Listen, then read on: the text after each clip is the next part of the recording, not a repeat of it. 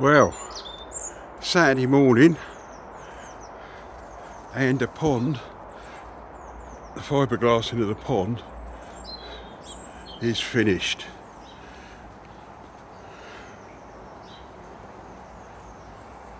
Well chuffed.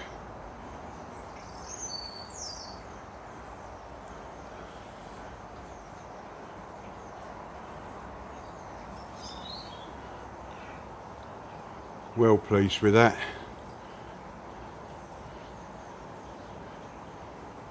Where are we? Bottom drains there. Oh, sorry about the shaky camera work. That is the bottom drain. There's a story behind this bottom drain, but I'll explain that in another video. But that will sit in that well there. The good thing about this is if you get any blanket weed, you know, you just hook a garden rake in there and just lift that straight out. That's like a weighted ring on there, like a weighted resin ring. So it's quite heavy, and obviously you've got the pressure of water. The only downside of this is it's supposed to be marine grade stainless steel, but the washers that come with it aren't, and also the caps, these bolt caps, have gone all rusty. Now, whether that's because I salted the pond, I suspect it's because I salted the pond, but if it's made out of marine grade stainless steel, then that shouldn't happen. Anyway, I've just covered them with a bit of CT1 just to stop them rusting, you know. But that's another story, that bottom drain, but I'll explain that in another video. But getting back to the pond, you know what, I'm chuffed. I'm well pleased with this. Don't know, let's see if we can get some sound effects.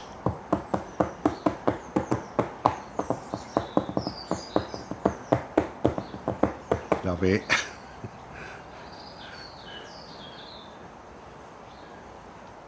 That has turned out far better than I expected. I mean, you'll see a couple of sort of bumps here and there because we had to sort of screw the insulation boards to the block work because it was so out of true, unbelievable. But look at that, I'm well pleased with that. All underneath the coping stones, look, that's all been sealed, all been fiberglassed, all been sealed with sealer. Well chuffed with that. But I've got to say a big thank you to James French from Park Farm Fisheries. You know, I got a lot of time for that fella. I called him out in desperation in September when this liner pond was leaking. You know, it started dropping water like crazy, and I was in desperation. I didn't know what to do. First time in my life, I've never known how to solve a problem.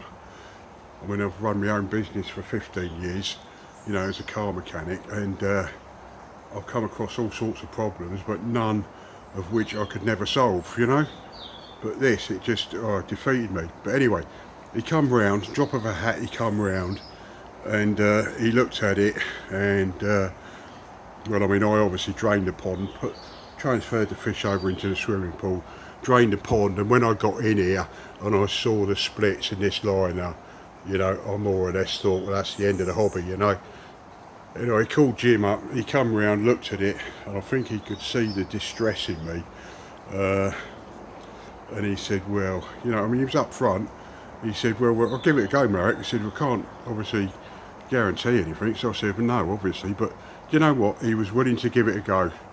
And I tell you what, I bet I could have called 10 different people, so-called pond specialists or whatever. They would have took one look and walked out the gate. They wouldn't have even contemplated doing what James done. Anyway, what James done, it did lasted me all through the winter, but I just felt that the liner was compromised, so decided to go with the fiberglass in. But again, you know, Jim James from Park Farm Fisheries, he's done the fiberglassing for me. But again, you know, if you had seen, you know, the construction of this pond when I first built it, you know, it was just a clay bottom floor.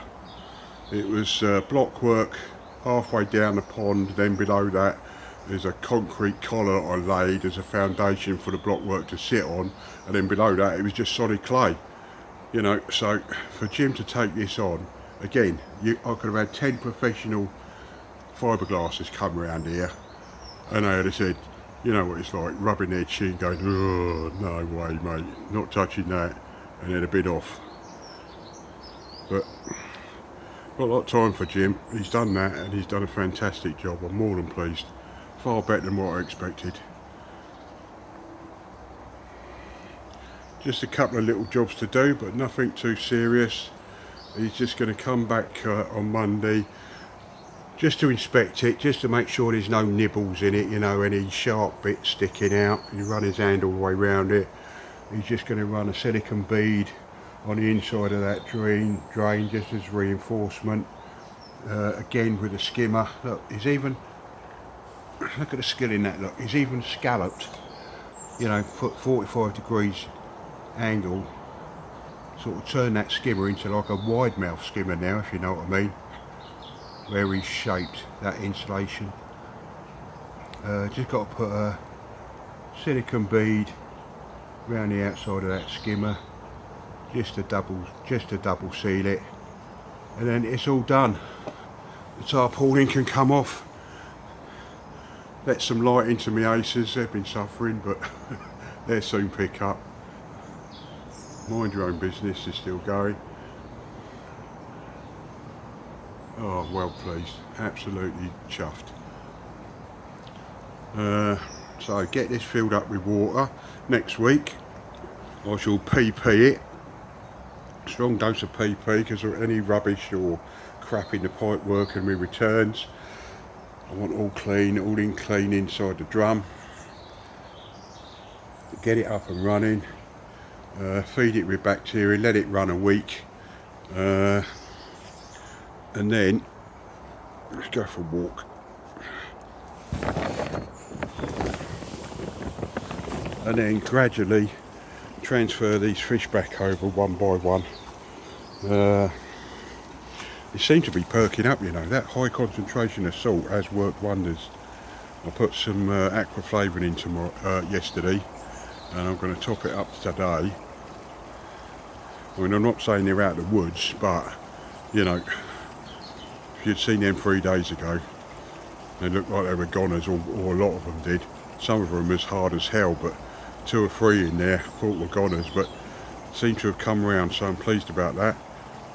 And what I shall do, I shall probably take that filter off of there and sit it on there, put a pump in the pond, and continue using that, because I would imagine that's starting to get some bacteria in there now, whereas the drum, obviously the biocide and the media in that shower is completely dead now.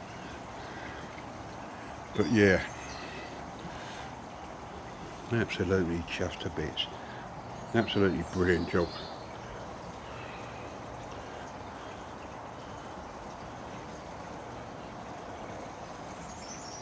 And like I say, if you ever want to visit Park Farm Fisheries, little village, Eaton Bray, Bedfordshire.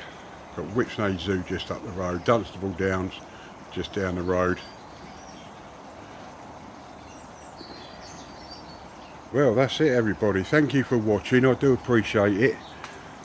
I'm going to have a nice relaxing day today. I'm not going to do a thing today, my back is absolutely killing me.